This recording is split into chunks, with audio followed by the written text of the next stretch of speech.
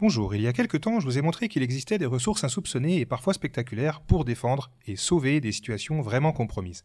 Il ne faut pas l'oublier, la tactique n'est pas seulement au service de l'attaque. Je vais aujourd'hui compléter cette playlist consacrée à l'art de la défense par un exemple amusant. Amusant, sauf pour le joueur qui était gagnant. Cette position est apparue au championnat des États-Unis en 1963. Opposé à Evans, le grand maître Reshevsky vient de prendre un pion en G3, attendant sans doute que son adversaire abandonne. En effet, il semble impossible de parer le mat qui va arriver en E1, en G2 ou en H2.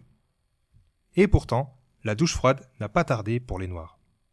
Le fait d'avoir un avantage écrasant a sûrement fait perdre toute vigilance aux joueurs américains. Voyez-vous comment les Blancs se sont tirés d'affaire ici ? Il ne s'agit pas de gagner, vous l'aurez compris, mais de faire nul de manière forcée. Mettez pause si vous voulez chercher comment sauver une position comme celle-là. Dans une situation aussi désespérée, le premier réflexe serait de chercher des échecs qui ne sacrifient pas de matériel pour contrarier l'idée des Noirs et pour obtenir un échec perpétuel. Il y a justement un échec qui nous saute aux yeux, c'est Dame F5, mais les Noirs ont un excellent coup pour le parer. Ils peuvent en effet répondre cavalier G6. Et après Dame prend H5, le roi peut se réfugier définitivement en G8 et les Blancs sont privés d'échecs raisonnables. Le mat ne va pas tarder à suivre sur une des trois cases que j'ai mentionnées tout à l'heure. Ce n'est donc pas à l'échec perpétuel qu'il faut penser. Si on observe bien la position, on se rend compte que le roi blanc n'a plus aucune case disponible et que tous les pions blancs sont bloqués. La combinaison de ces deux facteurs doit absolument nous faire penser aux possibilités de patte. Vous allez me dire que les blancs ont encore la dame et la tour et que par conséquent on ne peut pas obtenir de patte. Eh bien justement, dans la partie, Evans a commencé par sacrifier la dame en jouant dame G8.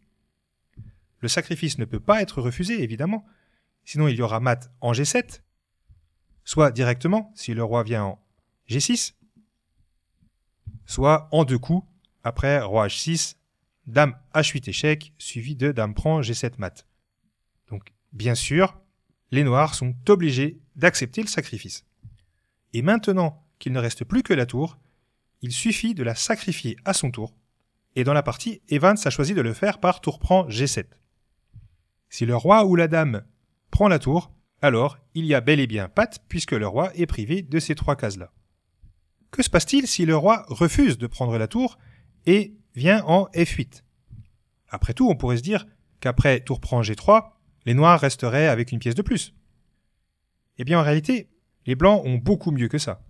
Ils peuvent en effet pourchasser le roi en jouant tour F7 échec, étant donné que le roi ne peut toujours pas prendre la tour à cause du patte. Et sur roi E8, on continue en jouant tour E7 échec. On appelle ça une tour folle. Les Noirs ne peuvent plus parer les échecs sans prendre la tour, ce qui va automatiquement conduire à la nulle. Précisons pour être complet qu'après roi prend G8, les Blancs auraient obtenu le même résultat en jouant tour F8 échec, et sur roi H7, qui refuse le sacrifice, alors tour H8 continue à pourchasser le roi. Le roi noir ne peut pas se soustraire aux échecs de la tour. Ça sera tout pour cette vidéo. N'hésitez pas à me mettre en commentaire si vous avez eu l'occasion dans vos parties de placer ce thème de la tour folle.